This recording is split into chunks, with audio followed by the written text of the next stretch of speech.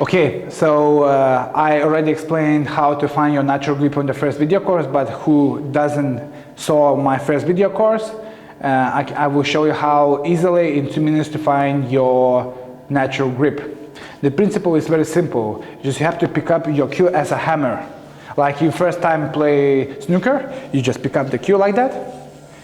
And this is my shape, and I can easily, without any effort, pull the cue up, left, right, down. This is my shape. For you it will be different. Somebody will be more slide on, somebody will be slightly inside, but the biggest thing is to find the natural grip for you.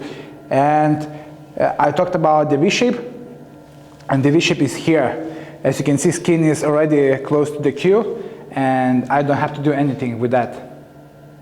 Okay, so as you do shot approach, you don't have to play with your grip like that to find your way. You just can pick up the cue, walk into the shot, and this is your grip. This is the natural way how to play the shot.